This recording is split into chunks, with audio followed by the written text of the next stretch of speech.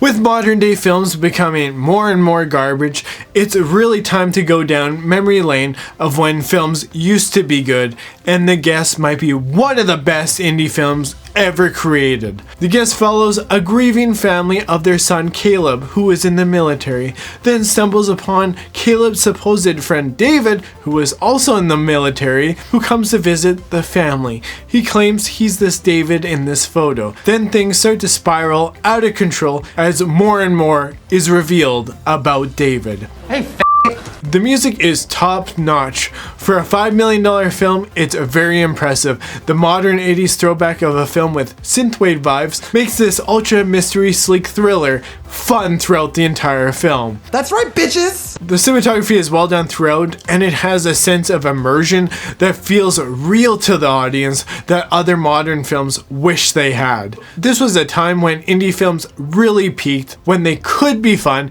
and now they're all fruity as hell, and every horror movie is now kicking all over the damn place. I didn't even know he was gay. The acting in this film is genuinely good from the entire cast, but obviously Dan Stevens steals the show, being a charming ass dude, and I'm honestly surprised he hasn't made bigger movies as a lead role. And it's actually really shocking that he really didn't break out as a big star. Maybe he didn't want to suck Weinstein off or something, but damn boy is good, and I'm not just glazing. Awesome.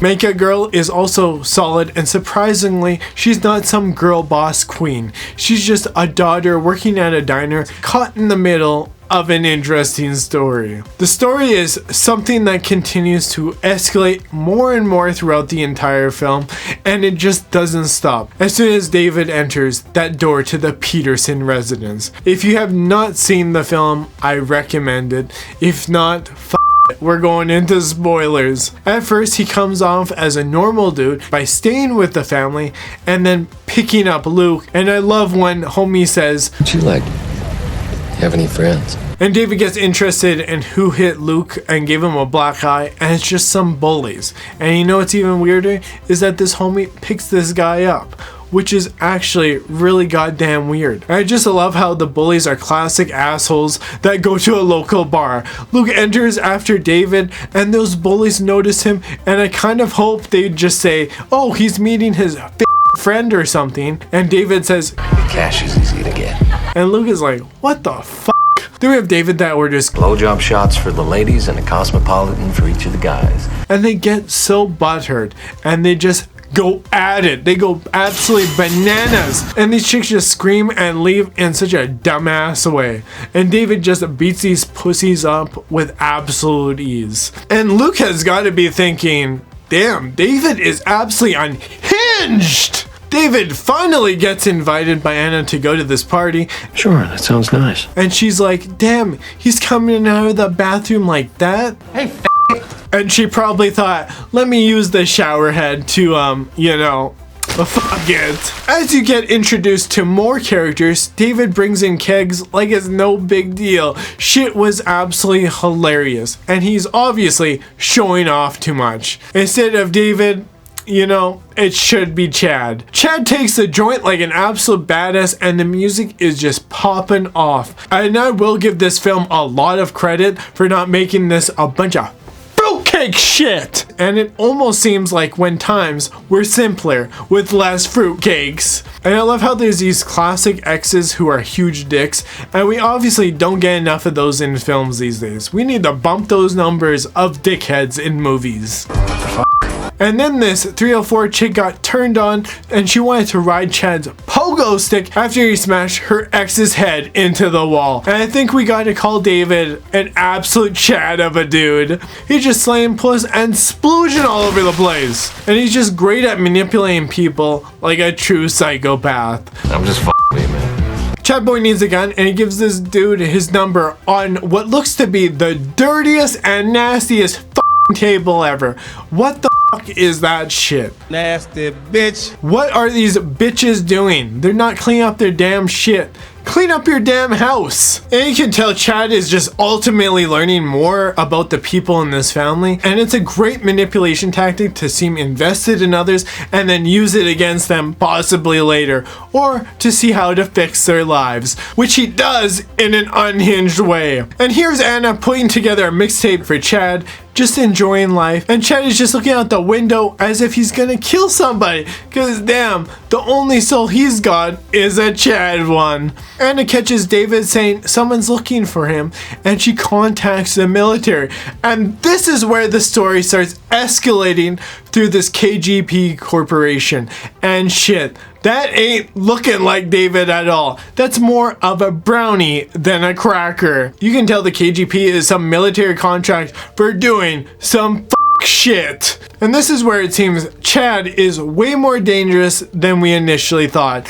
And it's such a great way to escalate every single scene with not giving us too much exposition in the film. Chad Boy gets the guns and he just turns on these crackers all of a sudden, and he becomes the bye-bye turn it off maker. Absolutely savage in every way. The dad's boss is now dead. And yes, you knew Chad Boy be giving people the bye-bye turn it offs off screen. Sure. Because this daddy told Chad that his boss was a fruitcake, and his life keeps going to absolute shit as their boy toy is getting pulled over by the popo. At least Chad gives Luke great advice in the most unhinged way possible. And bring a knife to school. They take it off you and beat you up. You go around their houses at night and burn them down with their families inside. What's the worst they can do? Hey, yo, what the f***? You know, I'm starting to like more unhinged characters, but that advice is absolutely wild! And I did a post earlier about what makes a film good, and I think it's really the characters, because without them, I do think the story suffers. And it's something I've really noticed in films, is that a lot of the characters in movies actually suck. Where the story itself is decently good, it's just the characters themselves, they're not that engaging for the audience. That's my thoughts anyways. That's how I'm gonna view it to some degree, but I'll still be open-minded as always. Anyway, as the story progresses, you get to see Chad be a little bit vulnerable, sharing what he's doing and such, and it leads the others to possibly use it against him later. It's a great setup for the ending of this film. Chad Boy is suspicious that Anna knows something, and there's just these scenes that make this film so intriguing and entertaining, and it just gives the audience a little suspense here and there that just makes you fully immersed into whatever the is going on in here. And his boy toy gets arrested, and all these things just keep adding up, like finding the gun used to kill those cracker fools, and shit just keeps getting absolutely worse, and it's great, and it just gives you this sense of dread watching this movie. And I loved how Anna says, "I arrested Zeke for it." And her dad immediately just knows it's him. You want to know why Zeke was arrested for murder? Because he probably did it, that's why. You. And this shit was so good, and his dad is the best. Anna then researches the numbers on Chad's phone, and it's some dude doing cosmetic surgery, so she suspects Chad has something to do with all these crimes and murders. But as the audience, you already know that Chad Boy is obviously a terrible person, but it just keeps the story so interesting. And it just seems like he's taking all these people that are an absolute nuisance to the family as if it was some objective he had from the beginning. It just seems kind of interesting that you don't really know why exactly he does this for the Peterson family. You're just thinking, is this guy just kind of loony? Or did he maybe slip his finger up Caleb's butthole? You don't really know. Then we have this bully dude who says the best line in this film to Luke. Hey, You just don't hear lines like that nowadays. Everyone's so afraid and offended by every little goddamn thing! Awesome. Luke is looking up the plastic surgeon, and this bully dude says, "Oh, are you looking for someone to do your sex change operation?" I thought, holy shit, this is the best film ever. Absolute 10 out of 10. Totally forgot about this language in this film that has been locked in Pandora's box all these damn years. That's right, bitches! These are the words people get so offended about, but in actual fact, it needs a comeback badly. Hey, Luke the fruitcake hit the bully back, and that shit was absolutely awesome. I'm glad he did. This movie is an instant 10 out of 10 at this point. But this kid may actually get a sex change down the road, because these types of fruitcakes are nuts! Excuse me, it's ma'am. It is ma'am. You. Chad asked the principal, what did he call him? Did he call him a Well, that makes it a hate crime. What? Now it's a hate crime or something, and you know, we gotta bump them numbers just down a bit because this kid's now a fruitcake. A gay student targeted with physical violence finally defends himself. I didn't even know he was gay. Man, the lines in here are just hilarious. I absolutely laughed way too hard to these because you just don't hear them. And Chad Boy is just threatening the principal with a lawsuit, and he's like, nah bro, Luke gets the attention and that's it. Who are you? I'm a friend of the family. But honestly, this shit was great because Chad Boy here makes it so intense that he just doesn't give a shit. The confidence levels are through the damn roof! Luke then finally tells Chad Boy about Anna's suspicion about him, and Luke just doesn't care that he's not David and knows he's not David. And kid's got a good theory and he thinks he's friends with him and shit. And you're thinking, damn, this kid is really delusional. He must be a fruitcake. That's an interesting theory. Obviously, he was not raised right at all. Hey, Chad Boy just realized he's completely burned and initiates kill all loose ends protocol. The last 30 minutes to this film is where it really shines and goes fully unhinged, and I love this shit. The KGB chocolate cake is after Chad, the fake David, coming to the Peterson house, and they just unload on Chad and he flies through the window. That shit was so damn cool. The craziest part about this, in a way, is you want Chad Boy to win, and it's weird at the same time, even though you know he's a terrible dude. But he's just charming as hell. I don't know what it is about this dude. Charming as hell. Gay. hey, And I like how these guys think they can take down this unstoppable killer Chad. But no, they cannot. KGP dude pulls out a LMG, and you just know things are going to shit. We need more of this in movies these days. We don't need cheap ass VFX, we need the real deal, just like this. The special effects in here were absolutely Awesome. Chad's charm is too good, and then he offs the mom, and I thought, holy shit. I remember first watching this and I thought, this dude is off his rockers. But you know, it makes sense when you realize he's some super soldier dude who's good at giving people the bye-bye turn it offs. And then this chocolate cake holds the gun so funny, and I love that shit. His eyeballs be popping out of his damn head. And then Chad escapes, and that shit was awesome. Just popping them tires and everything. He's like, fuck you guys. And then the chocolate cake has to scream, that shit was hilarious. And man, oh man, this movie is so good in so many cheesy ass ways. And this is what movies used to be. Actually fun.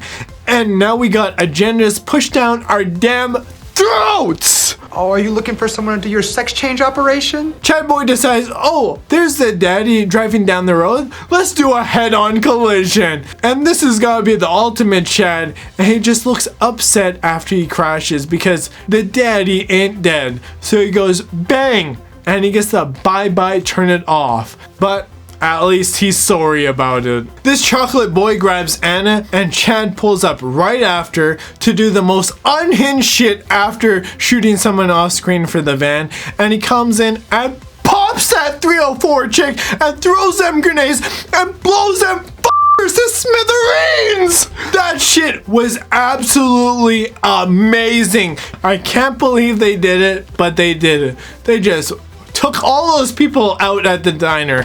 That shit was so great. More movies need to make more unhinged characters. That's what makes movies so much fun, because we don't get to see all this unhinged shit in real life. More or less, life is pretty boring. So it's nice to see when characters and people do just crazy ass shit. Chad Boy is finally found out to be a super soldier medical experiment who's an absolute psychopath. And it's good to see those cop cars are going to that blown up diner. And everybody Anna knows is absolutely cooked. In a way, you feel sad for her because her life is just going to shit. When actually, Chad Boy was just cleaning it up for her because everything was going to shit anyway. F you. And Chad Boy is basically just a Terminator at this point, and this movie is just so much better than that Terminator Dark Fate trash. Kill you! I'll kill you! What the f are you doing? Gay. Anna Girl and Chocolate Cake Boy get to the school to get Luke, and they're just f***ing chilling there as this loony bin Chad is after them. And they're just wasting time. I don't know what the hell they're doing. And they just have to go through a f***ing Halloween maze as well. And you're thinking, oh my god, there's just so many obstacles in their way. And then, oh, Chad Boy is crashing the party. He's playing some damn tunes now. And this guy that shows them the way out just starts booking it like a fucking dum-dum, and he gets his ass killed. I was thinking, damn, this dude is so dumb. And then Chad Boy slices that chocolate cake like it's the next piece. And homie really went bye-bye, turn it off. And it reveals that her mom and dad went bye-bye, turn it off to the next life. And Luke is like, Hey, yo, what the f? and Anna catches David off guard and outsmarts Chad Boy, unlike those KGP dum-dums. And she shoots his ass and he disappears into the fog. She then gets stabbed and she's just struggling to survive. And then Luke the fruit boy comes in and saves his sister's ass. And Chad thanks him for doing the right thing. Damn, this dude is absolutely unhinged. Like I said, Chad Boy gave Luke too much advice and he really took it literally. He finally stood up for himself and took out Chad Boy. And Chad Boy gives the thumbs up, and that was literal perfection for his badass, charming ass character. Awesome. Then you know it's a classic f***ing ending with cops, ambulances, and firefighters. And when you think it's all good, then some firefighter says, One of the guys said the teeth are missing. Got knocked out, so I don't know what it is. Then you're thinking, wait, nobody got their teeth knocked out or anything. Then you can tell Chad Boy is dressed up as a firefighter and he makes it out and they're all shocked and this shit ends on a f***ing cliffhanger! Come on! A cliffhanger? Oh, it was insanely good and trash at the same time because we need a f***ing sequel to this movie so damn bad, but obviously that's highly unlikely because that was 12 years ago and Adam Wingard is directing that Onslaught film. F you. And it's basically the same thing, but this time it's a damn girl boss film. And that shit may be a complete stinker compared to this epic indie masterpiece. Hey, And this was such a well done film, and there's something special about the 2014 era for indie films There's no Mars bar down there. What are you looking at? that completely beats out Trash Rooms and Obsession for Simps. Oh, no, no, no, don't do that! hey, And this film was absolutely fun and entertaining, and this is exactly what's missing in movies. Just fun. Overall, this movie was so fucking great, it gets a 9 out of 10 for being absolutely unhinged and saying the word Gay. That's right, bitches! Awesome. Dan Stevens is absolutely incredible, and despite the indie flaws of this film, it's one of a kind. It's just absolutely fantastic. And Make a Girl There is actually really good as well. I have nothing against female characters at all, as long as they just don't become the best for no reason. She actually struggles through this film, and it's great to see that. And this is how you write good female characters. I had nothing to say that was really bad about her. And I've seen this film probably 10 times now, and it just never gets old. And I always recommend it to people because they always seem to enjoy it. It's just a good time when I want to wash the crap out of my eyes for modern films, because those films need to get the bye-bye, turn it off. hey, Oh, are you looking for someone to do your sex change operation? Gay.